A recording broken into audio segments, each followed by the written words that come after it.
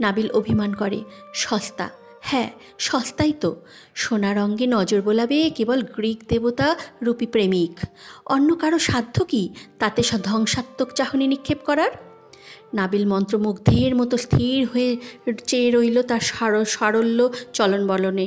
মেয়েটা এখনও উল্টো দিক করে দাঁড়িয়ে সেভাবেই কিছুক্ষণ উপন্যাসের সঙ্গে বিচরণ করল ছাদে। নাবিল অবচেতন। প্রবল ঝড়ের কবলে পড়েছে তার সুপ্ত স্থির বক্ষপিঞ্জরটা। একটা বারও নিজেকে প্রশ্ন করার ফুরসত পেল না ছেলেটা, এই অবেলায় তার বাড়ির ছাদে কে এই অপরিচিতা? একজোড়া শুদ্ধ দৃষ্টির ধ্বংস কে ডেকে আনলো এভাবে? কে সে?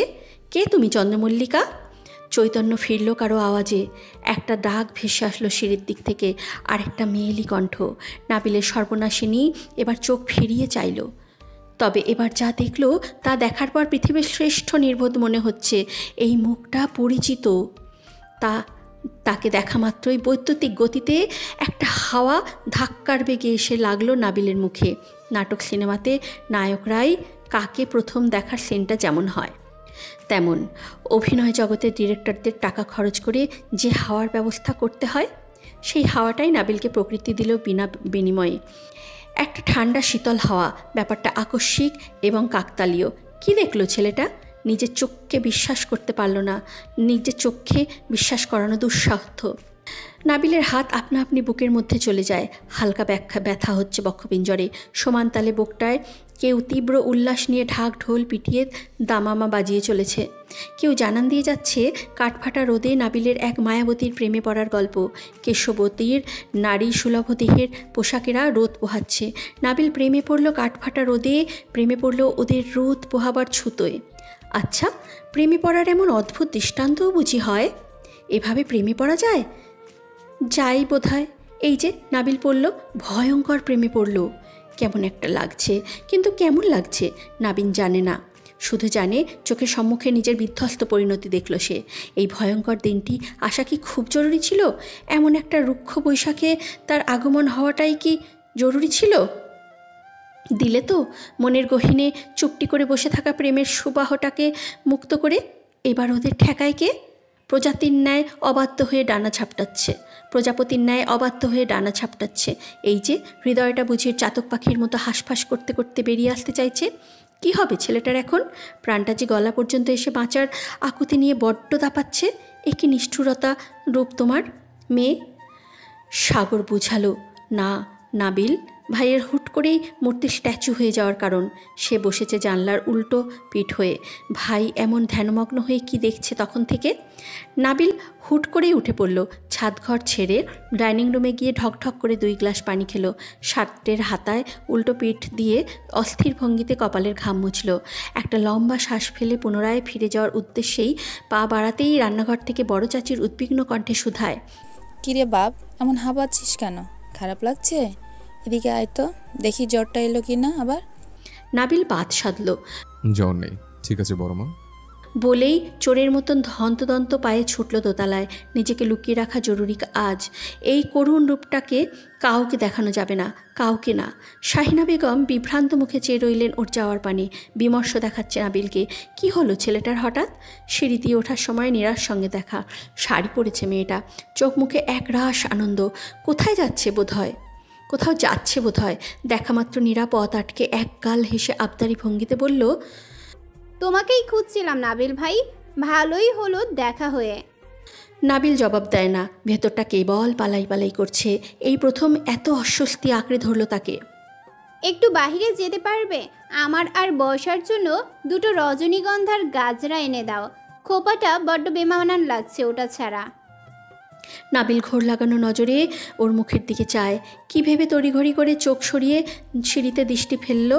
রুষ্ট কণ্ঠে বলে, পারবো না, সর সামনে থেকে। আর শোন, খবরদার আমার আগেই পেয়েছি এমন সৎ সেজে ঘুরঘুর করবি না। আমার মাঝে মারা কি হলো? তোকে দেখি মেজাজ বিগড়ে যাচ্ছে। সং সাজলাম কোথায়? আমি তো সাজিয়েনি। এই দেখো, কেবল কপালে একটা টিপ পরেছি, আর হাতে কাচের চুড়িগুলো, মুখে নো মেকআপ। নাবিল তির্যক চায়। সত্যি কেবল একটা সবুজ রঙের ছোট্ট টিপ কপালে। ফর্সা কপালটার সৌন্দর্য বহু গুণ বাড়িয়ে দেয় যে রঙটা। নাবিল একটা শুষ্ক ঢোক গিলে চোখ ফিরিয়ে বলে, না সেজে এমন মারাত্মক দেখালে সাজার কি প্রয়োজন? মোহগ্রস্তের মতন মিনমিন করে কথাটা বলে নাবিল। নীরা চোখ বাঁকায়। হেই, কিছু না। এনে দিবি তো কি? গাজরা? সময় নেই। কি করো সারাদিন? সময় থাকবে না কেন? এমন করো কেন? যাও না নাবিল ভাই, এবার বাড়িতে ফিরে তোমাকে পুডিং বানিয়ে খাওয়াবো, প্রমিস। অন্য সময় হলে এই অফারের বিপরীতে লম্বা সংলাপ হতো, তবে আজ যে নাবিলের কথার অভিধানটা নিখোঁজ। চাইলেও বেশিক্ষণ ওর সঙ্গে বিতর্ক করতে পারছে না। নাবিল হতাশ শ্বাস ফেলে। সামান্য পুডিংয়ের লোভ দেখিয়ে মেয়েটা ওকে দিয়ে কাজ করাতে চাইছে ভেবেই হাসি পেল। অথচ নাবিল যে পুরো দুনিয়া এফোর ওফোর করার চিন্তা করছে এই তুচ্ছ রমণীর জন্য, তা কি সে জানে? জানে না। নাবিল জবাব না দিয়ে পাশ কাটিয়ে চলে যেতে নেয়। নীরা মন খারাপ করে মনে মনে কয়েক সেকেন্ড, কয়েক হাজার খানেক গালি দিয়ে ফেলল। সবসময় বাড়াবাড়ি লোকটার দোতলায় চড়ে কি মনে করে সিঁড়িতে ফিরে পুনরায় নাবিল শুধায়, শাড়ি পরে এমন রঙ্গ করে কোথায় যাওয়া হচ্ছে শুনি? নীরা ভাবল নাবিলের মন গলছে। বর্ষার ভার্সিটিতে যাব, কি একটা প্রোগ্রাম আছে। বাসায় থেকে বোর হচ্ছিলাম, তাই আন্টিও বলল ওর সঙ্গে যেতে। চাল চলন সুবিধার না। পা দুটো স্বাভাবিকের চেয়ে 1-1.5 ইঞ্চি বেড়েছে বোধ হয়। কেটা আগের ফর্মে আনা দরকার। নীরা বুঝল না। পাখা গজিয়েছে বাড়ি থেকে বেরিয়ে? নীরার চোখ ভিজে এলো। এভাবে কেন বলছো নাবিল ভাই? আমি কি কখনো কোথাও গিয়েছি? নাবিল রয়ে শুয়ে চাইল। গলার স্বর স্বাভাবিক করার চেষ্টা করে কথার বিপরীতে প্রশ্ন করে, কতক্ষণ লাগবে ফিরতে? নীরা মুখ ভার করে দাঁড়িয়ে আছে। নাবিল গাল ফুলিয়ে শ্বাস ফেলে 2 হাত পকেটে ঢুকিয়ে শীতল কণ্ঠে বলে, এক্সট্রা কিছু সেফটি পিন ব্যাগে রেখে নিলে খারাপ হয় না, পাছে অযাচিত সৌন্দর্য উন্মুক্ত না হয়ে যায়। এবং বিশেষ দ্রষ্টব্য, ঘোরাঘুরি শেষ হলে আমাকে ফোন করতেও যেন ভুল না হয়। এসব শর্ত মানতে খুব অসুবিধা হলে যাওয়ার প্রয়োজন দেখছি না। নীরা অদৃশ্য আশকারা পেয়ে স্মিত হাসে। তাহলে এনে দাও গাজরা। নাবিল দোতলার বারান্দা পেরোতে পেরোতে বলে, সাগরকে পাঠিয়ে দিয়েছে। রাত প্রায় 11টা। বাড়ির সকলেই খেয়ে দিয়ে যার যার ঘরে। বাইরে তুমুল বৃষ্টি আজকেও। ছাদের রেলিং ঘেঁষে দাঁড়িয়ে রইল নাবিল। মনের অভিলাষগুলো বর্ষণের ঠান্ডা স্পর্শে কিছুটা হলেও যদি শীতল হয়, যদি ভেতরের উচাটনটা কিছুটাও কমে, শরীরের সবটুকু অস্থিরতা মুছে ফেলতে হবে যে। শার্ট প্যান্ট ইতিমধ্যেই ভিজে একাকার। চুল কপাল পর্যন্ত চুইয়ে চুইয়ে পানি পড়ছে। নাবিল চোখজোড়া বন্ধ করে আকাশের পানে মুখ করে একটা লম্বা শ্বাস নিল। মন মস্তিষ্কের এমন উন্মাদনা আর সহ্য করা যাচ্ছে না। বুকটা বড্ড এলোমেলো লাগছে। মনে জমছে হাজারো প্রশ্ন, প্রণয়াকাঙ্ক্ষা, কাউকে কাছে টানা তীব্র তৃষ্ণা। চোখের সম্মুখে অগত্যাই দুপুরের অনাকাঙ্ক্ষিত মুখটা ভাসছে। একটা মসৃণ আলতো মুখ, ঢলঢলে দিঘির মতন কোমর, কাজল টানা ধূসর একজোড়া চোখ, আর তার দীঘল কালো চুল। আহা, সেই প্রহরের পর থেকে কি বিধ্বস্ততা মনের। সেই চিরপরিচিত মুখ, অথচ নতুন করে তার প্রতি জন্ম নেওয়া ধ্বংস প্রেম। টানা 2 ঘন্টা ধরে ভিজে রাতে পুনরায় গা কাঁপিয়ে জ্বর হয় নাবিলের। এবার আর কাউকে ডাকার প্রয়োজন বোধটুকু করতে পারল না সে। একটু একা থাকা জরুরি আজ। অশান্ত মনটা একটু নীরবতা চাইছে। কোনো রকমে উঠে ঔষধ খেয়ে শুয়ে ঘুমিয়ে পড়ল। ঠিক ঘুম না, চোখ বুজে বিভ্রম চিন্তাভাবনা নিয়ে শুয়ে থাকা। মাঝরাত্রিরে শরীর পুনরায় গরম হয়ে এলো। শীত করছে ভীষণ। একটা কমফোর্টারে কিছুতেই ঠান্ডা কমছে না। উঠে বড়মাকে এত রাতে ডাকা ঠিক হবে কি না? না, থাক, শুধু বেহুদা চিন্তা করবে। চুপচাপ গুটিসুটি হয়ে শুয়ে থাকে নাবিল। নির্জন অন্ধকারে ঘরটায় হুট করেই আলো জ্বেলে উঠল। ষষ্ঠ ইন্দ্রিয় সজাগ হতেই নাবিল তৎক্ষণিক উঠে দরজার পানে চাইল। নীরা। ডাকলি না কেন আমায়? নিজে নিজে কিছু করার মুরুদ যে নেই তা জানো না? বদ ছেলেকে আদরে আরও বদ বানিয়েছে আমার ফুপি। প্রয়োজনেও এখন সে মাটিতে পা মারায় না। আর কবে বড় হবে নাবিল ভাই তুমি? নাবিল মনের উচ্চাটনটা থেকে শান্ত দৃষ্টিতে চেয়ে রইল কেবল। নীরা তীক্ষ্ণ চোখে চায় ওর ধ্যানগ্ন মুখে। ভাবছো কি করে জানলাম আবার জ্বর এলো? বলে যাচ্ছ যে আমি আমার ফুপিরই ভাতিজি, বৃষ্টিতে ভিজে রাতে ঘরে ঢুকেছে, সেসব চোখ এড়িয়েছে ভেবো না। তোমার শিরা উপশিরা আমার জানা। ভাগ্যিস পানি খাওয়ার ছুতোয় বের হয়েছিলাম, নয়তো আমার বাপের নাবালক ভাগ্নেটা সারা রাত মাকে পাশে না পেয়ে অসহায়ের মতো ভ্যা ভ্যা করে কাঁদতো। বলেই খিলখিল করে হাসে মেয়েটা। অবশ্য না ভিজলেও এসে কপাল চেক করে যেতাম। ফুপির অনুপস্থিতিতে একটু তো মায়া লাগেই। আমার ফুপির বেবি বয় বলে কথা। নীরা কপালে হাত রাখলো। সঙ্গে সঙ্গে শক লাগার মতন করে আটকে উঠল ছেলেটা, যেন কেউ ফ্রিজ থেকে এক বোতল ঠান্ডা বরফ পানি ঢেলে দিয়েছে ওর শরীরে। বিদ্যুতের গতিতে চোখ দুটো বুঝল নাবিল। সারা গা কাঁপুনি দিয়ে উঠল। নীরা আটকে উঠে হাত সরিয়ে নেয়। ভয় পায় মেয়েটা। কি হয়েছে তোমার নাবিল ভাই? কি হলো? নাবিল একটা শুষ্ক ঢোক গিলল। জোরে জোরে শ্বাস ফেলে বলল, নীরা প্লিজ চলে যা, তোর যত্নের প্রয়োজন নেই আমার, প্লিজ যা, দয়া করে। এভাবে কেন বলছো?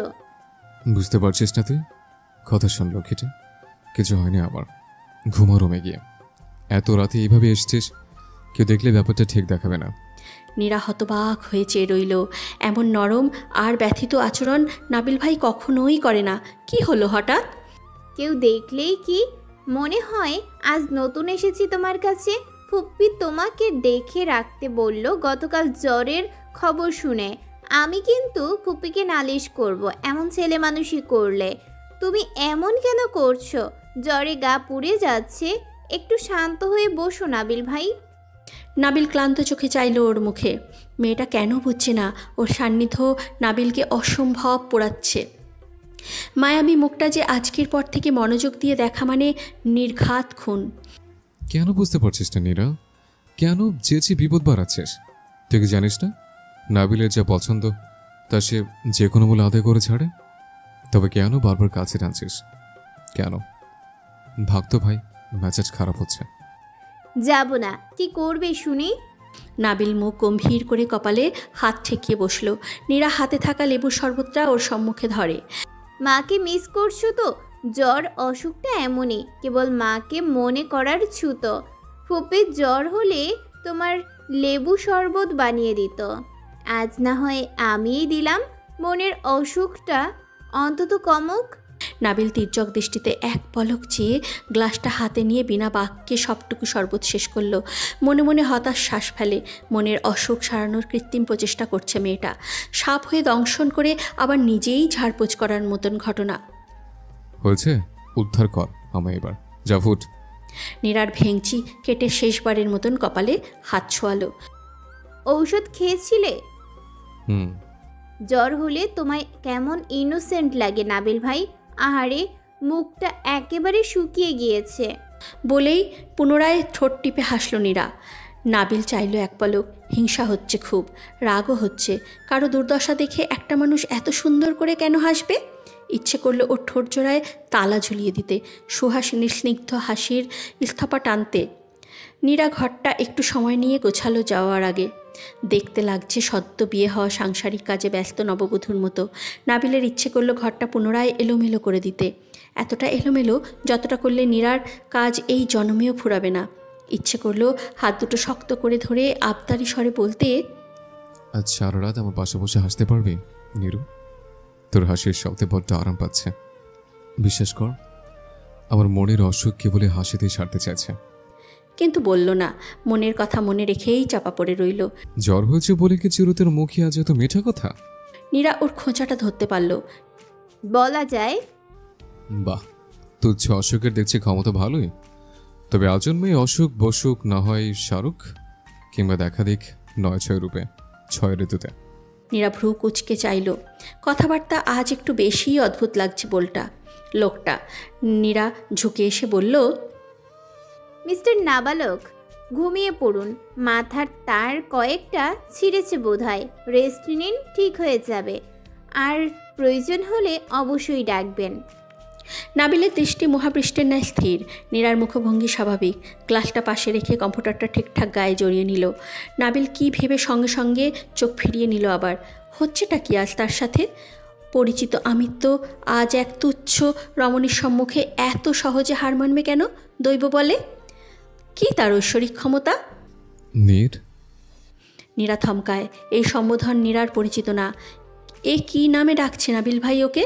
কণ্ঠে কি যেন একটা আছে, কিছু একটা তো আছে, স্পষ্ট টের পেল তা।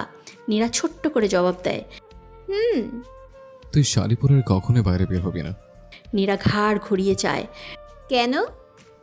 এমনি। নীরার সহজ স্বীকারোক্তি। আচ্ছা, বের হব না।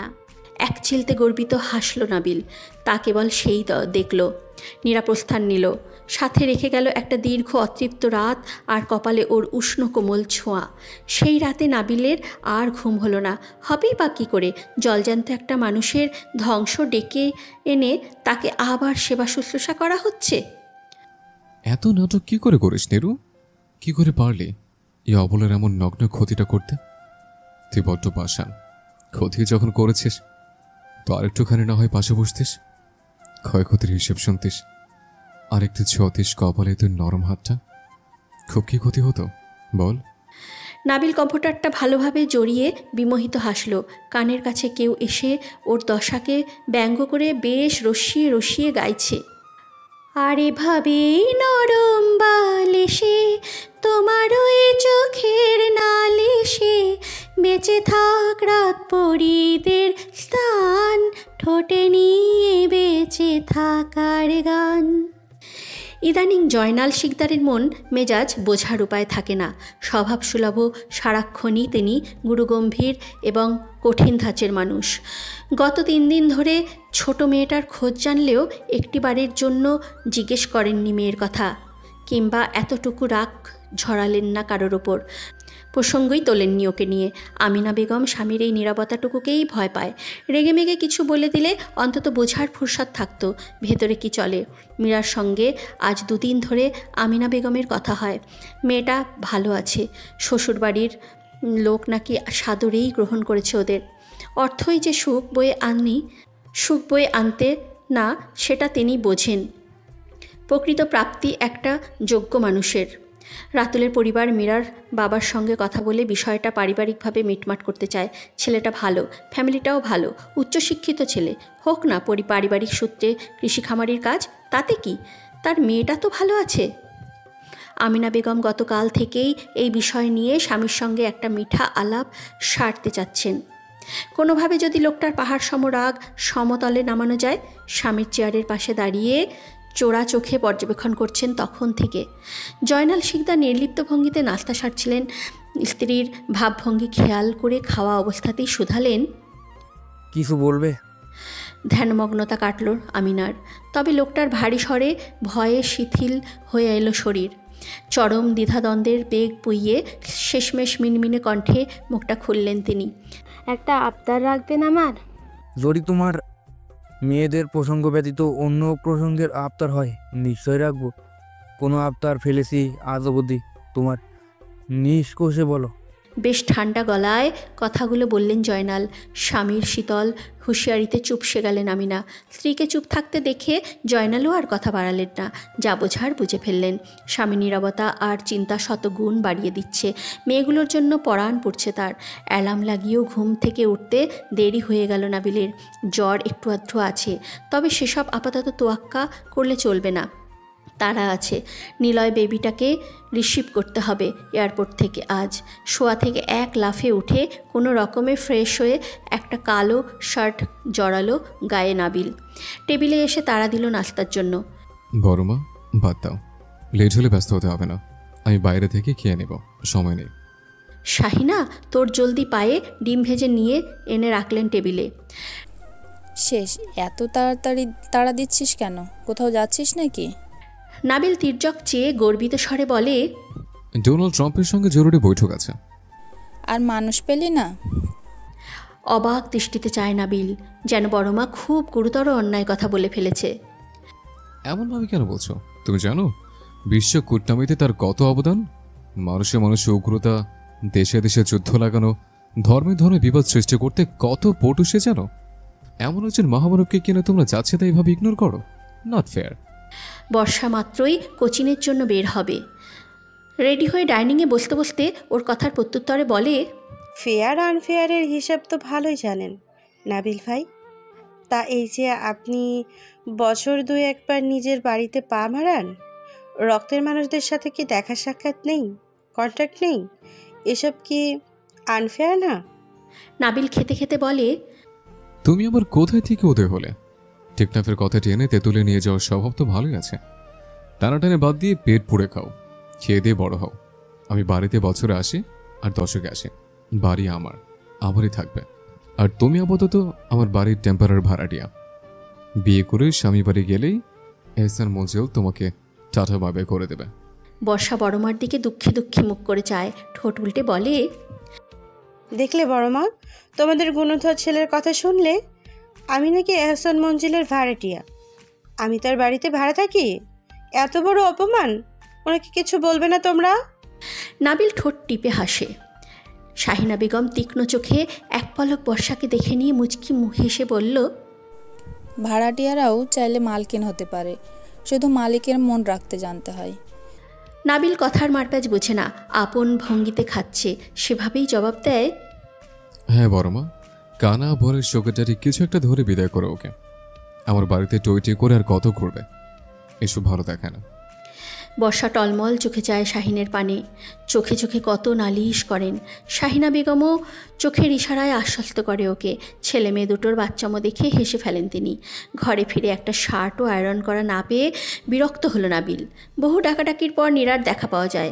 সকল সমস্যার ইনস্ট্যান্ট সমাধান কেবল সেই। চোখ রাঙিয়ে রীতিমতো বিরক্ত নিয়ে আসে মেয়েটা। আমি বাসায় এত কাজ জীবনেও করি নাই নাবিল ভাই। তুমি আমাকে সবসময় কাজের বুয়ার মতো ট্রিট করো। তোমাদের বাড়িতে গেলেও আমাকে এভাবে খাটাও, আবার আমাদের বাসায় এলেও একই অবস্থা। ভাল লাগে না আর। নাবিলের সেদিকে ভ্রুক্ষেপ নেই, থাকলেও ইচ্ছে করে পাত্তা দিল না। আপন ভঙ্গিতে ডিভানে শুয়ে গেমস খেলছে। নীরা সেদিকে চেয়ে ফুঁসে ওঠে। আয়রন করা শেষ হলে শার্টটা নাবিলের মুখে ছুঁড়ে দিয়ে দাঁত পিষে বলে, বিয়ে কেন করছো না তুমি? আমরা বিরক্ত তোমার উপর। পুপিকে আর আমাকে রেহাই দাও একটু। জন্ম থেকে খুব জ্বালাচ্ছ। নাবিল চুপচাপ শার্টটা গায়ে জড়িয়ে বুকের বোতাম লাগাতে লাগাতে ঠোঁটে কেমন একটা মাদকীয় হাসির রেখা টেনে ক্ষীণ স্বরে বলে, এইটুকুতে ক্লান্ত হলে কি করে চলবে? শোবে কিভাবে বাকিটা পথ? আমি তো জানো তেন মানুষ না। কাউকে জ্বালাবো বলে সিদ্ধান্ত নিলে পার্মানেন্টলি জ্বালাই। জলে জলে আঙ্গার হয়ে যাওয়ার মতো জ্বালানো যাকে বলে। কত কত বিকল্প পদ্ধতিতে জ্বালাতে জানি, সেসব তো আদৌ দেখা হয়নি তোর। নীরা আয়রনটা আলমারিতে রাখতে রাখতে দায়সারাভাবে বলে, কে সইবে আজীবন তোমার জ্বালাতন? বিয়ে করে বিদায় হতে পারলেই লাইফ সেট। নাবিল আয়নার সম্মুখে দাঁড়িয়ে চুলে ব্যাকবাস করতে করতে পিছনে থাকা রাগান্বিত মুখটায় চেয়ে কিসের একটা আনন্দ নিয়ে হাসে। হ্যাঁ সেটাই তো, কোনো রকমের বিয়ে করে ঘরে আনতে পারলেই লাইফ সেট। কাছের বউর সঙ্গে সম্পর্কে একটা প্রমোশন হবে, হওয়াও দরকার। এত বছর এক্সপিরিয়েন্স আমাকে সেবা করার তার একটা ইনাম তো সে এমনিতেই পায়। ঠিক বলেছি কেন মিস মর্জিনা? নীরা হতাশ হয়ে শ্বাস ফেলে। লোকটা কখনো শুধরাবে না। মুখে যা আসে তাই মন্ত্রমুগ্ধের মতন জপতে থাকে। সে পাশে থাকা ওয়াটার বোতলটা হাতে নিয়ে বোতলে থাকা অবশিষ্ট পানিটুকু অগত্যাই ফিক করে ছুঁড়ে মারল নাবিলের গায়ে। বেচারা সদ্য আয়রন করা শার্টটা ভিজে একাকার, সাথে জেল করা চুলগুলোও এলোমেলো হলো। হুট করেই হলো। সাবধানতার ফুরসত পেল না। আকস্মিকতার আক্রমণ। হতবিহ্বল হয়ে একবার নিজের দিকে চেয়ে রাগি দৃষ্টিজোড়া সামনে থাকা মেয়েটার দিকে নিক্ষেপ করার আগেই নীরা এক দৌড়ে সিঁড়ি ডিঙিয়ে নিচতলায় ছুট লাগায়। নাবিল গাল ফুলিয়ে শ্বাস ফেলে, এক হাত কোমরে ভর করে দাঁড়ায়। বেশ কিছুক্ষণ দরজার দিকে শান্ত দৃষ্টিতে চেয়ে থেকে আকস্মিক মোহগ্রস্তের মতো কী সব বিড়বিড় করতে করতে মাথা চুলকাতে হেসে ফেলল। স্মিত হাসি। কারণটা জানল কেবল ঘরের চার দেয়াল আর দেয়াল ঘড়ির পিছনে চুপটি করে বসে থাকা দুষ্টু টিকটিকিটা, যে নাবিলের পুরুষালী ঠোঁটের হাসির রেখা দেখতেই টিকটিক করে ওর মনের ভায়োলেন্ট বাজার খবর শুনিয়ে গেল। মনে করিয়ে গেল সেদিনের খড়খড়ে রোদে নাবিলের এক চন্দ্রমল্লিকার প্রেমে পড়ার গল্প। ক্যালেন্ডারের পাতায় বাংলার বৈশাখ, আর নাবিলের কাছে তা ছিল প্রেমের বসন্ত। মীরা সদ্য গোসল সেরে বেরিয়েছে বাথরুম থেকে। পরনে রাতুলের কিনে আনা গতকালকের খয়েরি রঙের সাদামাটা একটা থ্রিপিস। দেখতে খুব সস্তা ধরনের, বোধহয় 500-র বেশি হবে না। এই সামান্য উপহারেই মেয়েটা চাঁদ পাওয়ার মতন খুশি হয়েছিল। রাতুল বেশ লজ্জিত মুখের ড্রেসের ব্যাগটা দিলেও মীরা স্বামীর দেওয়া ঠুনকো উপহার গ্রহণ করে মহা আনন্দের সাথে তার স্বামীর গায়ে গতরে খেটে খুঁটে ইনকামের টাকায় কেনা প্রথম জামা, এই উপহার যে মীরার কাছে কত দামি তা কী করে বোঝাবে রাতুলকে? পৃথিবীর সবটুকু সুখ তার পায়ের তলায় সঁপে দিলেও এই আনন্দের সমতুল্য হবে না কোনোটাই। শহরের আধুনিকতার মধ্যে আজন্ম বেড়ে ওঠা মেয়েটা এই ছোট্ট গ্রামে নিজেকে কত সহজেই না মানিয়ে নিয়েছে। রাতুলের অসুস্থ বাবার সেবা, সরল মায়ের সাথে বন্ধুত্ব, ছোট বোনটাকে স্নেহ, সব কিছুই অবাক হয়ে দেখে রাতুল। কোনো প্রকার জড়তা ছাড়াই মেয়েটা এই ছোট্ট সংসারটাকে গুছিয়ে নিয়েছে আপন করে। রাতুল প্রথমে এই বিষয় নিয়ে উদ্বিগ্ন থাকত, মীরা মানিয়ে নিতে পারবে তো তার অভাব অনটনের সংসারে? রাতুলের নিজের দারিদ্রতার প্রতি যত না আফসোস তার চেয়ে বেশি মীরার জন্য কিছু না করতে পারার। যদিও এবছর মাস্টার্সটা শেষ করে একটা উচ্চপদস্থ চাকুরির সন্ধান মিলবে, তবুও নতুন বিয়ে করা বউয়ের কত শখ আহ্লাদিত থাকে, সেসব পূরণ করতে না পেরে রাতুল ভীষণ ব্যথিত। মীরা ওসব বোঝে। রাতুলকে সে বারবার বোঝায় তার অত বেশি চাহিদা নেই। ভালোবাসার মানুষটার সঙ্গে বাকি জীবনটা কাটাতে পারবে এমন সৌভাগ্যই বা কজনের হয়? মেয়েটা ওর জন্য কত কিছুই না সহ্য করবে। রাতুল অবাক হয়ে দেখে মীরাকে। আল্লাহ বোধহয় আজন্মের অসুখের ইস্তফা টানতে এই অমায়িক রমণীকে জীবনে পাঠিয়েছেন। মীরার স্নিগ্ধ মুখশ্রীতে তাকালেই পৃথিবীর তামান অভাব ভুলে থাকা যায়। রাতুল সত্যি নিজেকে একজন ভাগ্যবান স্বামী মনে করে, কামনা করে তার স্বর্গীয় সুখ যেন কখনো ভাটা না পড়ে। মীরা দেয়ালে টাঙানো ছোট্ট আয়নাতে মুখ মুছতে মুছতে পিছনের ফিরে চাইল। আয়না দিয়ে রাতুলের পলক থাকা দেখল। স্বামীকে মগ্ন হয়ে বসে থাকতে দেখে কিছুটা উদ্বিগ্ন হয়। কাছে গিয়ে কপালে হাত রেখে রাশভারী কণ্ঠে শুধায়, কি ব্যাপার? কি হয়েছে তোমার? শরীর খারাপ? রাতুল হেসে ওর কপালে রাখা হাতটা বুকে জড়িয়ে পরিশ্রান্ত কণ্ঠে বলে, খুব খারাপ লাগছে। এখানটায় বড্ড জ্বালা। এই যে তুমি ছুঁয়ে দিলে, মনে হচ্ছে জ্বালাটা আরও প্রগাঢ় হলো। মীরা আতকে ওঠে। সে কি কথা? বুকে জ্বালা মানে? বুক জ্বলছে? গ্যাস্ট্রিকের ট্যাবলেট খেয়ে নিতে একটা। দেখি সরো। রাতুল চোখ বন্ধ করে লম্বা শ্বাস টানে। মেয়েটা বড্ড অবুঝ। চুপটি করে একটু দাঁড়াও রিমা, আমি একটু শান্ত হই। মন শরীর দুটোই অশান্ত লাগছে। সবসময় তোমার বোকামি, কিচ্ছু বোঝো না যেন। এই জ্বালার উৎপত্তি স্থল সম্পর্কে অবগত হলে এতক্ষণ চুমায় চুমায় আমার গলা ভিজিয়ে দিতে, কিন্তু তুমি তো বোকা বউ, বুকের দহন নেভাতে কি লাগে জানো না। মীরা স্বামীর কথার ইঙ্গিত বুঝতে পেরে লজ্জায় মিইয়ে যায়। আমতা আমতা করে বলে, আমি রান্নাঘরে যাই, মাকে সাহায্য করি। রাতুল হ্যাচকা টানে ওকে নিজের কোলে বসিয়ে বাহুবন্ধনে আবদ্ধ করে নেয়। খোঁচা খোঁচা দাড়ি ভর্তি গালের সাথে মীরার মসৃণ গাল ঘেঁষে বলে, মুখ থেকে হাত সরান আমার লজ্জাবতী লতা। টমেটোর মতো লাল হয়ে গেছে গাল দুটো। এমনভাবে ব্রাশ করছেন যেন মনে হচ্ছে আজই বিয়ে হলো আর রাতে হবে। মীরা মুখে হাত রাখে। চুপ, একদম চুপ। চাতা বেফাস কথা বলেই যাচ্ছ। এত বেশরম কবে থেকে হলে? আগে তো দেখলেই আসমান থেকে নেমে আসে ফেরেশতা মনে হতো। ডেটে গিয়েও কখনো হাত চাওনি, আর এখন কি না? রাতুল ঠোঁট টিপে হাসে। তোমার জানায় ভুল আছে, আমি আজন্মই বেশরম। তবে সেটা সঞ্চয় করেছি বৈধতার অপেক্ষায়। আগে ছিলাম তোমার বেকার প্রেমিক, এখনও বেকার, তবে এখন আমরা পুরোপুরি বৈধ। সৃষ্টিকর্তাকে সাক্ষী রেখে 3 কবুল করা বউ তুমি আমার বৈধ নারী, যাকে ছুতে কোনো জড়তা পোহাতে হয় না, ভালোবাসতে অনুমতি লাগে না, যে একান্তই আমার নারী, রাতুল তালুকদার। মীরা গর্বের সুখে চোখ বুজে নেয়। চোখ ভিজে এলো মীরার। রাতুল ওর কাঁধে থুতনি ঠেকায়, যেন মনের সবটুকু গ্লানি এই এক আলিঙ্গনে চিরতরে মুছে দেওয়া সম্ভব। মেয়েটার ভেজা চুল আর শরীরের তীব্র নারীসুলভ ঘ্রাণ শীতল করে ওর ক্লান্ত প্রাণ। সারাদিন টিউশনি করে মাত্রই বাসায় ফিরল রাতুল। মীরা ভাবল গরমে হয়তো খারাপ লাগছে শরীর। প্রসঙ্গ পাল্টাতে বলে, এক গ্লাস শরবত করে দেবো? রাতুল বিরক্ত হয়, কৃত্রিম ধমকের ভঙ্গিতে বলে, তোমায় বলছি শরবত করতে, এত অস্থির হচ্ছ কেন? শান্ত হয়ে বসে থাকো। মীরার স্বামীর ছেলে মানুষই পাগলামি দেখে কপাল চাপড়ায়। রাতুল ওর ঘাড়ে চুমু এঁকে বিষণ্ণ কণ্ঠে বলে, আমি তোমার জন্য কিচ্ছু করতে পারছি না মীরা। এখানে তোমার সব কিছুতেই সমস্যা হচ্ছে আমি জানি। এমন সাদামাটা সংসার দেখে তুমি অভ্যস্ত নও। বিশ্বাস করো, এই অভাব দারিদ্রতা আর বেশি দিন নেই। আমার চাকরিটা হয়ে গেলেই আমরা শহরে উঠব, আমাদের সব হবে। তোমার শখ আহ্লাদগুলোকে যত্ন করে আলমারিতে তুলে রাখো ততদিন পর্যন্ত, লক্ষ্মীটি।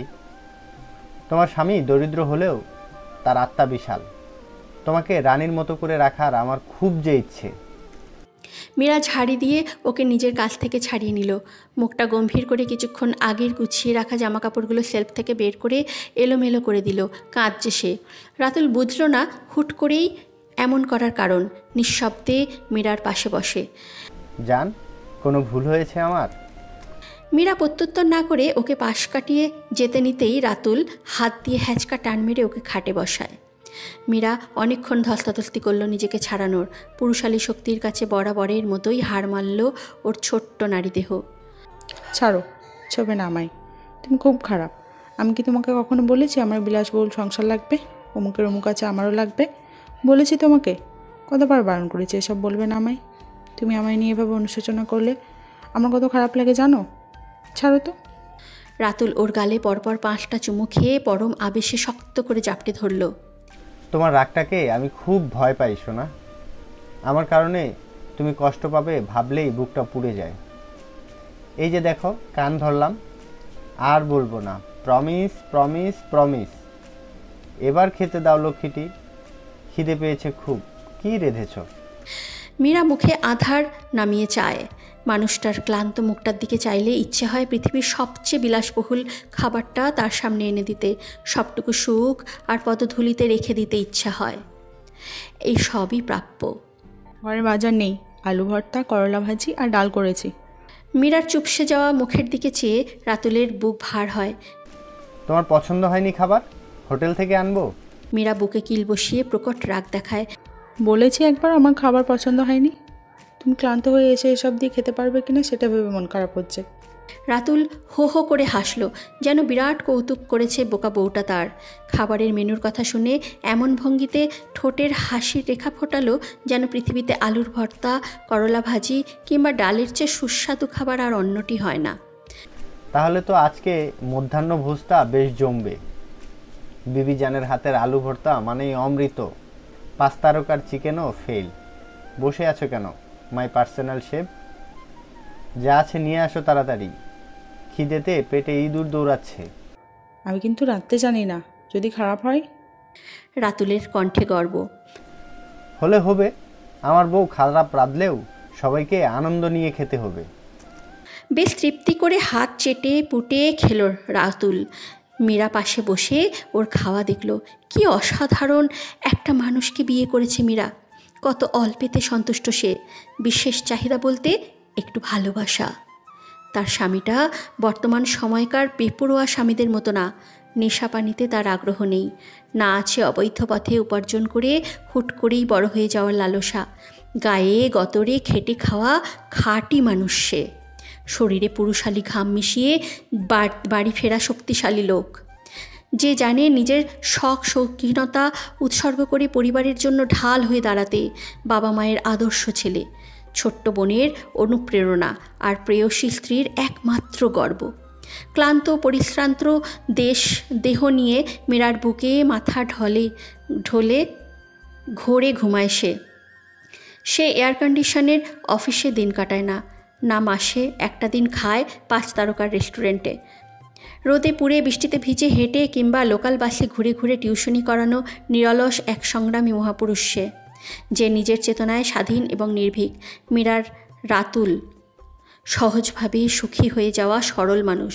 মীরার ঘোর লাগানো ধূসর চোখের শ্যামপুরুষ, যার সকল তেষ্টা ঘুচোয় মীরার নরম ছোঁয়ায়, মীরার উষ্ণ যত্নে, মীরা রাতুলের বাবুই পাখির আরামের সংসারে। সেদিন বাসায় নাবিলের সঙ্গে ওর বিয়ের সিদ্ধান্তের খবর শুনে ফুপিয়ে কেঁদেছিল মীরা।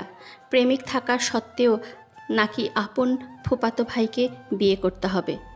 নাবিল তখনও এই প্রসঙ্গে কিছুই জানত না। মীরা একবার ভাবল নাবিলের সঙ্গে এই বিষয়ে কথা বলবে। 2 দিন পর বাবা যখন বোন আর বোন জামাইকে বিয়ের প্রস্তাবটা দিয়ে সব কিছু সুনিশ্চিত করে ফেলে, সেদিনই মীরার মাথায় আকাশ ভেঙে পড়ে। রাতুলকে তখনও কিচ্ছুটি জানায়নি মেয়েটা। সেদিনই রাতেই আবার আকাঙ্ক্ষিত ফোনটা বাজলো মীরার ফোনে। ঘটনার প্রধান চরিত্র যে। তোর বাড়িতে যে একখানা আওলা ঝওলা জটলা পাকানো হচ্ছে, এই ব্যাপারে কিছু জানিস? জানি। মীরার সহজ স্বীকারোক্তি। জানিস তো জিনধর রোগীর মতো দাঁত খেলে বসে আছিস কেন? আমি আগে বললি না? কি হতো বললে? নাবিল গলার স্বর নরম করার চেষ্টা করে। মীরা শোন, তোকে আমি সত্যি বড়ি নজর দেখে এসছি। বউ ভাবো রীতিমতো আমার জন্য impossible. I am not ready for marriage and I can't accept that also. আর তুই আগে জানতিস তো, একটু প্রতিবাদ কেন করলি না? মীরা বিরক্ত হয়। তোর ইচ্ছা হয় তুই কর। আমি করবো মানে? তুই কি বিয়েতে রাজি? পাগল নাকি? রাজি হতে যাব কেন? রাজি না তো গর্ত লুকে আছিস কেন? বাল, বাইর হ, বিয়া ভাঙ। আমি মাল খাই না যে তোর বাপ চাইলো আর তোকে আমি গলায় ঝুরিয়ে নাচতে নাচতে বাড়ি ফিরবো। তুই বউ হিসেবে পারফেক্ট, বাট মীরা তোকে কখনোই বউ বউ নজরে দেখি নাই, পারবো না। ব্যাপারটা আমার জন্য আগুনের ছাপ দেওয়ার মতো। বোন আমার, যেমনি পারিস আজকা। শালার প্রেমিক টেমিক কিছু নাই তোর? একটাকে ধরে ভেঙে উদ্ধার কর। আছে প্রেমিক। ক্লাসমেট? না, সিনিয়র, মাস্টার ফাইনাল ইয়ারে। তুই বসে আছিস কোন চোখে? বিয়ের জন্য তো ছেলে ঠিকই আছে। বাবা ওকে মেনে নিবে না। তুই জানিয়েছিস? হুম। আমি হেল্প করবো? আই মিন আম্মুকে জানিয়ে? লাভ নেই। রাতুল বেকার, মানে ও শুধু টিউশনি করে সংসার চলে। তাছাড়া ওদের আর্থিক অবস্থা অতটাও উন্নত না, কিছুতেই মানবে না। কোনো বাপই মেয়েকে প্রেমিকের সঙ্গে বিয়ে দেওয়ার অনুমতিপত্র চালচালে দিয়ে দেয় না, আদায় করে নিতে হয়। তুই ভং ধর একটু, না খেয়ে চিত হয়ে শুয়ে থাক। তোর বাপ ভাববে মেয়েকে বোধ হয় আজরাল ধরেছে, দেখবি ভয় পাবে। মেয়ে জমের দুয়ারে যাওয়ার আগে কাজে ডেকে আনবে, বিনা পরিশ্রমে সফলতা। এত সহজ না, বাবাকে চিনিস না তোরা। নাবিল ধমকে ওঠে। শোন বাপ, তোদের রঙ্গ করার হইলে সার্কাস কর, আমি বিয়ে শাদী করতে পারবো না, ব্যাস। আরে আমার কি বয়স হয়েছে বিয়ের? I am still mama's little boy. এখনো নাক টিপলে লাচ্ছি বাহির হয়। কেমনে তোর বাবা আমারে নিজের মেয়ের ইয়ের নজরে দেখলো? তবা তবা। মীরা একটা ভারী শ্বাস ফেলে হুট করেই কেঁদে দিল। নাবিল অবাক হয়। তোর আবার কি হলো? আমি রাতুলকে ছাড়া কাউকে বিয়ে করতে পারবো না নাবিল। আমি ওর সাথে প্রতারণা করতে পারবো না কিছুতেই। ছেলেটা পাগলের মতো ভালোবাসে আমাকে। তুই কিছু কর ভাই, প্লিজ কিছু কর। সেদিন রাতেই বুদ্ধি করে ওরা বিষয়টা নিলয়কে জানায়। সবটা শুনে নিলয় বেশ দ্বিধাদ্বন্দ্বে পড়ে গিয়েছিল। মীরার অবস্থাও শোচনীয়। মেয়েটা মানসিকভাবে ভেঙে পড়েছে। উপায়ন্তর না পেয়ে নাবিলকে বলেছিল, তুই ওকে বাড়ি থেকে পালাতে হেল্প করবি। ওর গায়ে একটা আঁচড়ও যেন না লাগে খেয়াল রাখবি। দাঁড়িয়ে থেকে ওদের বিয়ের সাক্ষীও তুই হবি। বাকিটা আমি দেশে ফিরে দেখছি। বড় ভাইয়ের পরামর্শেই মীরা এত বড় সিদ্ধান্ত নেওয়ার সাহসটুকু করতে পেরেছে। নিলয় ভাইয়ের কাছে চিরকৃতজ্ঞ মীরা। কোনোভাবে বাবার মন গলাতে পারলে বাড়ি ফিরে নিলয় ভাইয়ের ঋণ শোধ করার ব্যবস্থাও করবে সে।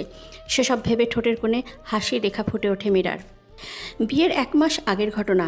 ভার্সিটি থেকে ফিরে মীরা নীরার ঘরে যায়। ভার্সিটিতে একটা প্রোগ্রাম ছিল, সেখানে কি হলো সেসব নীরাকে বলার উত্তেজনা নিয়েই নীরাকে খোঁজ করা।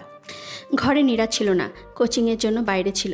কৌতূহলবশত নীরার পড়ার টেবিলের চোখ আটকায় মীরার। নীরার ব্যক্তিগত ডায়েরি, যেটা সে কখনোই মীরাকে স্পর্শ করতে দেয়নি। যতবার এটা চেয়েছে গুপ্তধনের মতন চোখের আড়াল করে রেখেছে সে, যেন এটা ডায়েরি না, নীরার প্রাণভ্রমরা। মীরার মাথায় দুষ্টু বুদ্ধি চাপল। কারো ব্যক্তিগত জিনিসে না বলে ধরা ঠিক হবে না ভেবেও মন থেকে মেনে নিতে পারল না। ঘটনাটার ঘাঁটানোর সুযোগটাও হাতছাড়া করল না। বেশ কয়েকটা চিঠি পায় ডায়েরিতে, যেসব চিঠি সে প্রাপক পর আজ অবধি পৌঁছায়নি তাও বুঝল। প্রাপক পর্যন্ত আজ অবধি পৌঁছায়নি তাও বুঝল। চিঠিগুলোর সূত্র ধরেই ছোট বোনের কিশোরী বয়সের প্রথম ভালো লাগার মানুষটা সম্পর্কে জেনেছিল মীরা। বিশ্বাস করতে বেগ পোহাতে হয়েছিল যদিও, কেননা মীরার হাবভাব দেখে কখনোই সেসব বোঝার উপায় ছিল না। এসব প্রেম হাওয়া লাগা টাইপ রংঢং নীরার মধ্যে কখনোই দেখা যায়নি। ভেবেছিল আর কটা দিন গেলে নিজে থেকেই জানতে চাইবে এই বিষয়ে। কিন্তু তার আগেই মীরার জীবনে ঘটে যায় নতুন ঘটনা। তবে আজ এই মুহূর্তে এসে মীরার কাছে বিষয়গুলো কিছুটা হলেও স্পষ্ট। ভালোবাসা একপাক্ষিক এত জোরালো হয় না। নিলয় ভাইয়ের পক্ষ থেকেও বোধহয় কিছুটা সাড়া ছিল। তাই তো এত বছর পর তাড়া দিয়ে নিলয় ভাইয়ের দেশে ফেরার সিদ্ধান্ত। মীরা চায় না তার ছোট্ট বোনটাও তার মতো করেই কষ্ট পাক, বাবার বিরোধিতা করে সবাইকে কষ্ট দিক। সব ঠিকঠাক হলে মীরা নিজের বাবার সাথে এই বিষয়ে নিয়ে কথা বলবে। খাদিজা ফুপ্পিকে নিয়ে যতদূর জানে, ফুপ্পি আগে থেকেই নীরাকে স্নেহের নজরে দেখে। বলা যায় পুরো পরিবারের চোখে মণি তার এই ছোট্ট বোন নীরা। ওকে ছেলের বউ করতে খাদিজা ফুপ্পির আপত্তি থাকার কথা নয়, কিন্তু মীরা একটা বিষয় নিয়ে বেশ চিন্তিত। অবাক করা ব্যাপার, সেদিন নাবিল ওকে বিয়ে করতে অস্বীকৃতি জানালেও নীরার বেলায় কেন ব্যাপারটা বিয়ের দিন পর্যন্ত গড়াতে দিলই যখন, তখন দুজন পালালো না কেন? মায়ের সঙ্গে কথা বলে যতটুকু মীরা জানলো, নাবিল নীরার সঙ্গের বিয়ের প্রস্তাব নিয়ে নাকচ করেনি। যদিও মুখে সরাসরি হ্যাঁ বলেনি, তবে প্রতিবাদও করল না, যেমনটা মীরার বেলায় করেছে। বিয়ের দিন ওর হাবভাবও নাকি অনেক অনুকূলই ছিল। বিরাট রহস্যময় লাগছে ব্যাপারটা। এয়ারপোর্ট একটি এমন প্রস্থানদ্বার যেখানে আবেগ ছড়িয়ে থাকে প্রতিটি পদক্ষেপে। কেউ সেখানে প্রিয়জনকে বিদায় দিয়ে চোখের কোণে জমে থাকা অশ্রু লুকায়, আবার কেউ বা বহুকালের প্রতীক্ষার পর প্রিয় মুখ ফিরে পেয়ে উচ্ছ্বাসে ভেসে যায়। ভালোবাসা আর বিদায়ের এক অদ্ভুত সংযোগস্থল এই জায়গা। He is so handsome. দেখ, কালো ডেনিম জ্যাকেটে একেবারে মাখন লাগছে, দাঁড়ানোর স্টাইল শিট, হাউ ম্যানলি রে। আমি ডিস্টার্ব দোস্ত। পাশের জন অসন্তোষ নিয়ে চাইল, মনে মনে খানিক বিরক্ত। উটকো ঝামেলা সব। দোলার ঠোঁটে নাছোড় হাসি। সো হোয়াট, ট্রাই মেরে দেখতে তো সমস্যা নেই, যদি পটে যায় সোজা বিয়ে।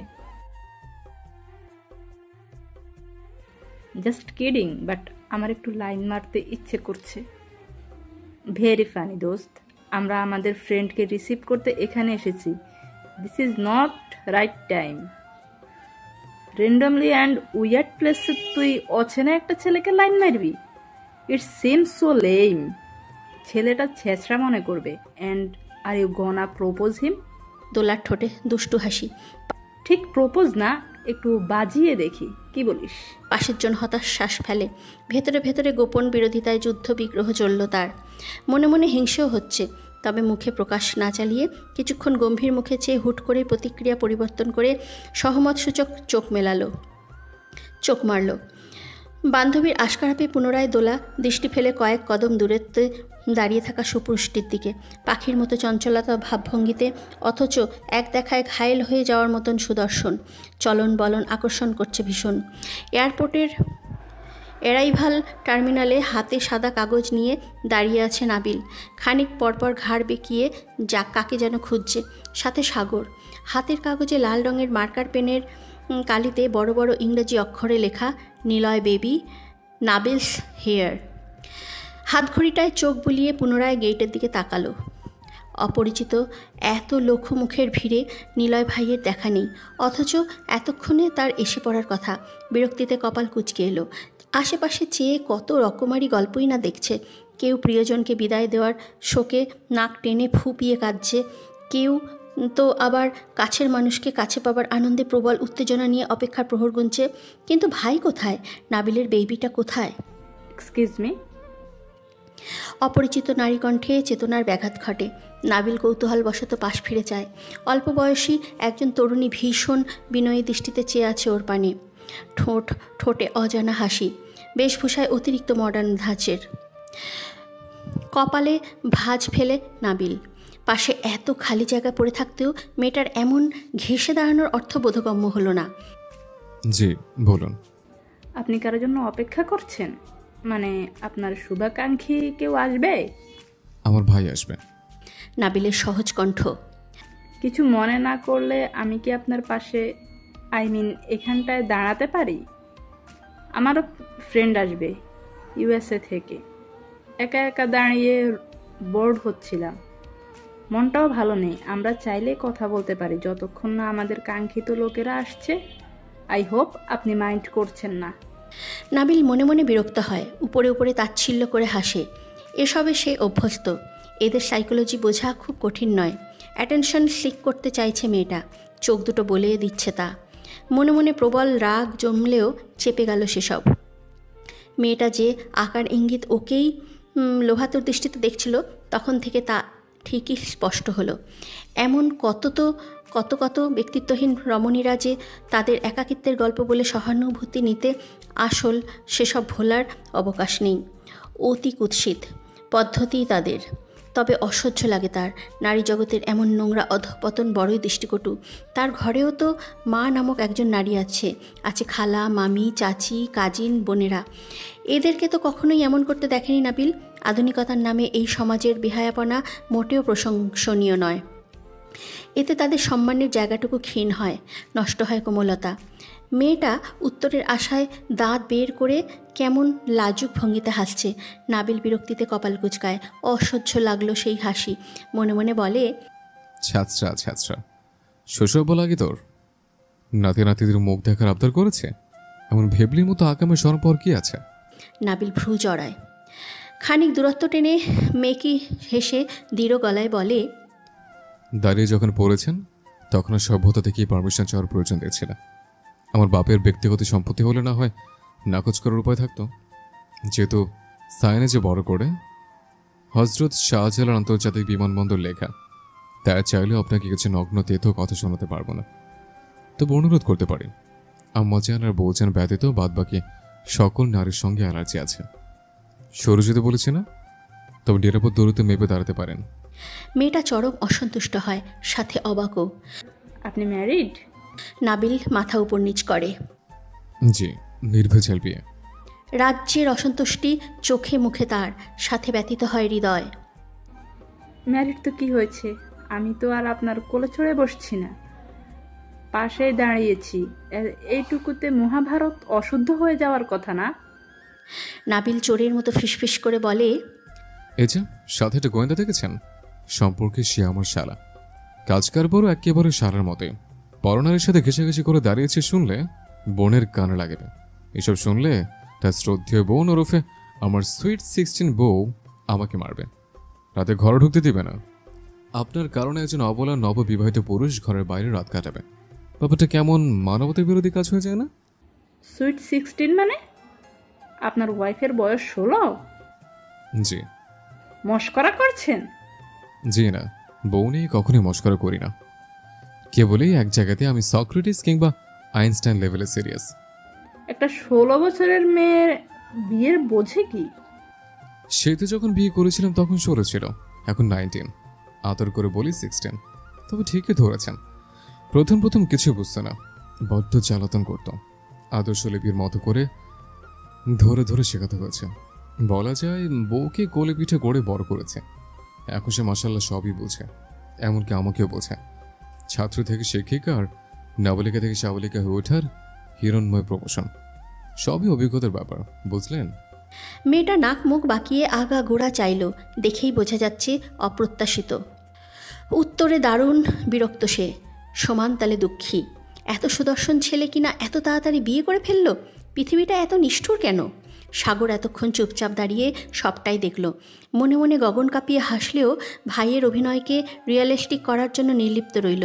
মেয়েটা যেতেই দমিয়ে রাখা হাসি প্রকাশ্যে এনে বলল, আমাকে সত্যি সত্যি সারা বানাই ফেললে আপত্তি করব না, দুলাভাই হিসেবে খাসা আসো। নাবিল বাঁকা চোখে চেয়ে বিশ্ব জয় করা হাসল। তোকে এমন ভবিষ্যৎ বউয়ের পাতানো ভাই বানিয়ে ফেলবো, যা শালা হিসেবে তুইও খাসা। সাগর মুখ বাঁকায়, মুখে বিরক্তি নিয়ে মিনমিন করে বলে, আমার কি বোনের ঠাড়া পড়ছে? পাতানো ভাই হতে যাব কোন দুঃখে? পরীর মতো বোনটা চোখে লাগে না তোমার? কিন্তু মুখে বলল, আছে নাকি কেউ? নাবিল মাথায় চারটি মারল। থাকলেও কেন তোকে বলতে যাব? লাভগুলো সাজিস? সাগর মাথা ডলতে ডলতে বলে, শোনো ভাই, আমাদের মতো অল ইন ওয়ান ভাই ব্রাদার থাকলে প্রেম প্রণয়ের সুবিধা ভালো। প্রেমিকার ভাই বানিয়ে শালার সার্ভিস নেওয়া যায়। Don't understand. প্রেম প্রণয় শুরু করলে কোনো শালার সার্ভিসের অপেক্ষায় থাকবো মনে হয়? সোজা কাজে অফিস থেকে বাসর ঘরে। কোন প্রেমিকার চর্চা হচ্ছে? অপর প্রেমিক পুরুষ? কাঁধে কারো স্পর্শ বুঝতেই নাবিল ফট করে ফিরে চাইল। আগন্তুক ঠোঁট কামড়ে হাসছে মিটিমিটি। পরনে কালো প্যান্টের সাথে সাদা শার্ট ইন করে পরা, চুলগুলো পরিপাটি করে পিছন দিকে গুছিয়ে রাখা, চোখে কালো সানগ্লাস। মুখে স্বভাবসুলভ হাসি, শ্যামবর্ণ মুখেও বিপুল সতেজতা, আভিজাত্য ভাব লেপ্টে আছে সারা মুখে। খোঁচা খোঁচা চাপদাড়িগুলো অল্প স্বল্প ছাঁটাই করা, হাতে কালো সিলভার কালারের ঘড়ি। নাবিল চোখ বড় বড় করল। নাবিলের মতিগতি বুঝতে পেরে নিলয় তড়িঘড়ি করে সরে দাঁড়ায়। নাবিল তবুও ছাড় দিল না, এক ঝটকায় জড়িয়ে ধরল ওকে, ছোট্ট শিশুর মতন শক্ত করে ধরল। ব্রো, বেবি, তুমি কোথায় ছিলে এতকাল? আমার জন্য পরাণ পড়লো না ভাই তোমার? নিলয় ওর ধরার ধরনে পেছনে পড়ে যেতে নিয়েও সামলে নিল নিজেকে। স্যার হারামি, মানুষ উল্টাপাল্টা মনে করবে আমি তোর প্রেমিকা না। নাবিল ফট করে ছেড়ে সরু চোখে চাইল। তুমি তোমার প্রথম প্রেম, প্রথম প্রেমিকা। কিছু মনে করার ভঙ্গিতে পুনরায় বলে, এতক্ষণ যা যা বলেছিলাম শুনে ফেলেছ সব? এ টু জেড। নাবিল সাগরের পানে অসহায় মুখ করে চাইল। তোকে শালা বানাতে গিয়ে আমার পুরনো প্রেমিকা হারাতে বসবো মনে হচ্ছে? নিলয় ফিক করে হেসে ফেলল, কাঁধে হাত রাখলো ওর, কণ্ঠে উৎকণ্ঠা নিয়ে বলে, কেমন আছিস ভাই তুই? নাবিল ভেতরের অস্থিরতা লুকানোর পায়তারা করছে, মুখে কৃত্রিম দুষ্টুমি টেনে এনে বলে, খারাপ থাকার দোয়া করো নাকি? তুমি নাই বলে দেবদাস হয়ে যাবো ভাবলা কেমন? নাবিল অলওয়েজ বিন্দাস থাকে। নাবিল গাড়ির দরজার দিকে মাথা করে নিলয়ের হাঁটুতে পা দুটো রেখে বাচ্চা সুলভ ভঙ্গিতে ফোনে গেমস খেলছে। নিলয় সেদিকে এক পলক চায়। তার ছোট্ট কিশোর নাবিলটা আজ প্রাপ্তবয়স্ক যুবক। ভাই ভাই বলে ডাকা দস্যি লোকটার বাহ্যিক অস্থিরতা একরকমই দেখলেও কোথাও বোধহয় একটা ফাঁকা ব্যাপার রয়েই গিয়েছে, কোথাও কিছু একটা নেই নেই লাগছে। কি নেই? পরিবর্তনটা কিসের? দুরন্ত শৈশব, রমনার গাছতলার বাদামের আড্ডা, একই স্কুলের পাড়ার সবাতে স্কুল পালানোর দিনগুলো, আর নাকি জুম্মার দিনে নামাজের পর রাকিব ভাইয়ের দোকানের তেহারি, নাকি একটা হারিয়ে যাওয়া প্রাণবন্ত বয়স? কোনটা নেই? বয়সে 3 বছরের বড় নিলয়, তবে একত্রে দাঁড়ালে বয়সের ফারাক বোঝার উপায় নেই। দুজনকে দেখতে প্রায় একই রকম লাগে, চেহারায় খুব মিল। একসাথে কোথাও গেলে কেউ এক মায়ের পেটের 2 ভাই ভেবে বসে থাকে। নিলয়ের গায়ের রঙটা একটু শ্যামবর্ণ, যদিও এই রঙটাই ওকে মানায়। তুলনামূলকভাবে নাবিলের গায়ের রঙ অনেকটা উজ্জ্বল, তবে লম্বায় দুজনেরই 6 ফিট 2 ইঞ্চি। বাড়িতে যাওয়ার ইচ্ছে আছে কিনা তোদের? নাবিল ফোন থেকে মুখ তুলে তীক্ষ্ণ চোখে চাইল। কথার অর্থ বুঝতে পেরে হতাশ শ্বাস ফেলে হাত দিয়ে গলায় ছুরির মতন ইশারা করে বোঝালো বাড়ি গেলে মামা গলা কাটবে। আমি আসলাম কোন চুল ছিঁড়তে, বর্ষা নেই আমার উপর। নাবিল মাথা উপর নিচ করে। কালকেই নীরাকে নিয়ে ঢাকায় রওনা হবি। এতদিন বাইরে থাকাটা মানুষ ভালো চোখে দেখবে না। আমার খুব বাড়ার আগেই কনভিন্স করতে হবে। তোদেরকে বাড়িতে নিয়ে তারপর মীরারও ব্যবস্থা করতে হবে। প্ল্যান আছে আগামী কয়েকদিনের মধ্যে মীরার শ্বশুরবাড়িতে একটা চক্কর দিয়ে আসবো। নাবিল তীক্ষ্ণ চোখে চায়। মেয়েরাকে নিয়ে প্যারা খেও না, যা খেয়াল দেখালো বাপরে। তবে জামাই একটা পাইছে গ্রিন ফ্ল্যাগ, একদিন ঠিকই মানবে হিটলার মামা। নিলয় হেসে মাথা ঝাঁকায়। সেদিন বিয়েটা করে ফেললে মন্দ হতো না, কি বলো? সন্ন্যাসীর মতো দৌড় ঝাঁপার ভাল লাগে না। তোর মতো গরুর সাথে নীরার বিয়ে না হয়ে ভালোই হয়েছে। নীরাকে আমরা দেখে শুনে ভালো ছেলের কাছে বিয়ে দিব এবার। নাবিল হুহা করে হাসে। আমাকে অপেক্ষা করলে তোমাদের আদরে ভেলকির কপালেই গরুই জুটবে, মিলিয়ে নিও। নিলয়ের আগে না, রং উত্তরে ওর কাঁধে হাত রেখে হাসে। হাসিতে শব্দ নেই, আছে চমৎকার আকর্ষণ শক্তি। ভাই, তুমি অন্যায় হাসবে না তো? ছেলেদের হাসি সুন্দর হওয়া ঘোর অন্যায়। মেয়ে না হইতে পারে আফসোস লাগে, পরান যে জলি টাইপ দাও হিংসাও হয়। নিলয় গরম চোখে চাইল। নাবিল ঠোঁট টিপে হাসি সংবরণ করার চেষ্টা করে বলে, বিয়ে করো ভাই। নিলয় শুনেও শুনল না। নাবিল ক্যাঙ্গারুর মতন লাফিয়ে উঠে অনুনয়ের সুরে পুনরায় বলল, একটা করো। নিলয় কপালে ভাঁজ ফেলে চাইল। নাবিলের মুখভঙ্গি অত্যন্ত সিরিয়াস ধাঁচের, যেন বিরাট সুপরামর্শ দিয়ে ভাইয়ের জীবন ধন্য করতে যাচ্ছে। তুই কয়টা করবি? এইভাবে লোক দিবা না বিগ ব্রো, চরিত্রহীন মনে হয়। 4টার বেশি একটাও করবো না, তোমার বউয়ের কসম। শুধুই 4টা? আই ওয়াজ এক্সপেক্টিং মোর। নাবিল চিন্তায় পড়ল, কৃত্রিম উদ্বিগ্ন স্বরে বলল, এত সতীন দেখলে তুমি সইতে পারবে? দুঃখ হবে না? নিলয় চোখ গরম করে চায়। দুম করে লাথি কষল ওর কোমরে। নাবিল হাসতে হাসতে সিটে হেলান দেয়। বেশ কিছুক্ষণ নীরবতা, হঠাৎ শান্ত হয়ে তাকায় নাবিল। বলে ফেল, কিছু বলতে ইচ্ছে হলে। আমার চোখের ভাষা দেখছি এখনো ভালোই বোঝো। নিলয় নাচে হাসে। নাবিল সময় নিয়ে শ্বাস ফেলে। কাউকে আজকাল বেহুদে খুব বেশি মিস করি ভাই। মিস বলতে এক মুহূর্তে দূরত্বও সহ্য হয় না। যেমন এখন হচ্ছে না। একটা ছোট্ট সর্বনাশী মুখ ইদানিং আমাকে খুব জ্বালাচ্ছে। একদিন এমনকি কয়েক ঘন্টাও তাকে না দেখলে পাগল পাগল লাগে। প্রাণটা যুদ্ধ বিগ্রহ করে বেরিয়ে আসতে চায়। আমার মনে হয় ও আমাকে বশ করেছে ভাই, তাবিজ করেছে। কি যেন লাগে, কেমন কেমন একটা লাগে। It's hard to explain. Maybe am losting my self in her eyes. ধীরে ধীরে একজোড়া মলিন চোখে স্বেচ্ছায় নিজেকে হারাচ্ছে। নিলয়ের দৃষ্টি শান্ত, ঠোঁটে উচ্ছ্বাস করা হাসি। চিন্তার বিষয়। নাম কি? নাবিল মাথা ঝুঁকায়, দৃষ্টি এলোমেলো রেখে শূন্যে চায়। বলবো শুধু একটা সুযোগের অপেক্ষা। তার দিক থেকে অনুভূতিটা এরকম মনে হলে সে আমায় একই উন্মাদনা নিয়ে চায় বুঝলেই বলে দেব। তাকেও, তোমাদেরকেও। নিলয় চোখ ঘুরিয়ে চায়। One sided. নাবিল কেমন করে একটা হাসে। But she influenced me to love her first. She forced me, ভাই. I need her very badly. Niloy রহস্য করে হাসে। বাকি হাতছাড়া হওয়ার আগে বিয়ে করে ফেলো। আমি আসি তোর সাথে। আদায় করে নিতে না জানলে প্রতিযোগী বাড়বে, ছিনে নেওয়ার লোক বাড়বে। প্রিয় কিছু হারানো ভীষণ ব্যথার, হারাতে দিস না। শেষের বাক্যটা জবার সময় নিলয়ের কণ্ঠে কি যেন একটা ছিল, বোধহয় প্রিয় মানুষ হারানোর তীব্র যন্ত্রণা। ভার্সিটির করিডরে দাঁড়িয়ে আছে বর্ষা। প্রাণবন্ত ভাবটা আর নেই তার মধ্যে। চারিদিকটা আজকাল কেমন জনমানবহীন, শূন্য লাগে। কোথাও একটু স্বস্তি মেলবার অবকাশ নেই।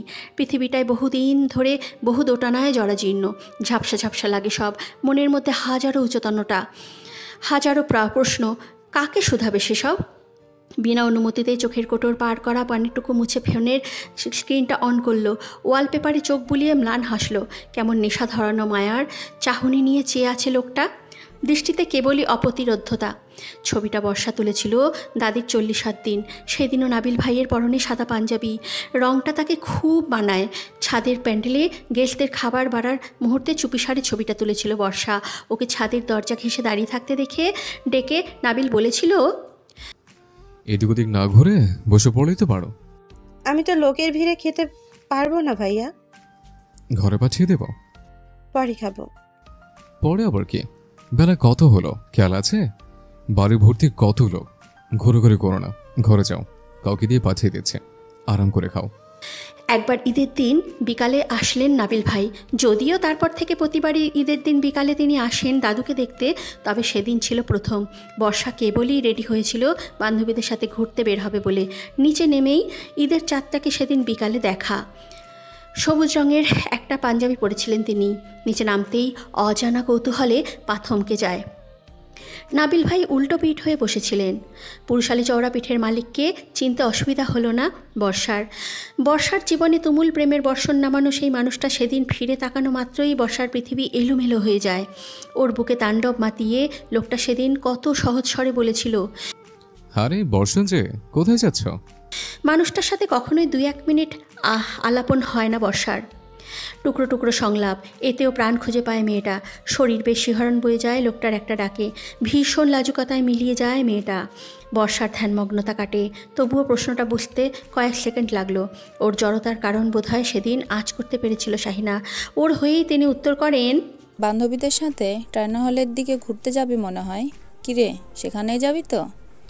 বর্ষা বড়মার দিকে চাইল, পরিবর্তে দেখলো জলজল করতে থাকা এক টুকরো আশার আলো। বড়মা যদি সেদিন জানতেন পৃথিবীর সব নিয়ম বাড়ির বড়রা পাল্টাতে জানে না, সব স্বপ্ন চাইলেই পূরণ হয় না, তবে বোধহয় সেদিন অমন কোমল দৃষ্টিতে আশা দেখাতেন না। বড়মাটা বড্ড বোকা। দীর্ঘশ্বাস ফেলে বর্ষা, অস্থির লাগছে খুব। কিছুক্ষণ নীরবে দাঁড়িয়ে থেকে কি মনে করে ডায়াল করলো বাড়িতে, নীরার ফোনে। হ্যালো নীরা, কি করছো? নীরা একা একা বোর হচ্ছিল। বর্ষার ফোন পেয়ে চমকায়। তোমার বাগানে সময় কাটিয়ে আসলাম। এত রকমের ফুল গাছ কোথায় পেলে? বর্ষা হাসে। আরও ছিল, অযত্নে মরে গিয়েছে। আচ্ছা শোনো না, একটা কথা বলার ছিল। বলো।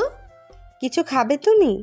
আমি কিছুক্ষণ পরে ভার্সিটি থেকে বাসায় ফিরবো। কিছু খেতে ইচ্ছে হলে বলো। কিচ্ছু খাবো না আমি, তুমি সোজা বাসায় আসো। আমার একা একা বোর লাগছে।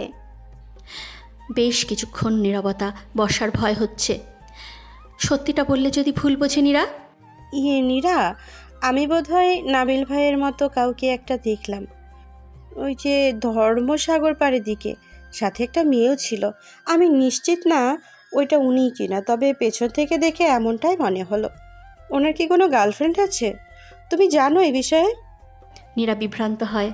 এমন লুকোচুরিটায় প্রেম করার মতন মানুষ তো নাবিল ভাই নয়। তুমি শিওর ওনাকে দেখেছো? আমি তাকে যতদূর জানি আজ অবধি একটাও প্রেম করেনি। করলেও লুকিয়ে রাখার মতো ছেলে নাবিল ভাই না।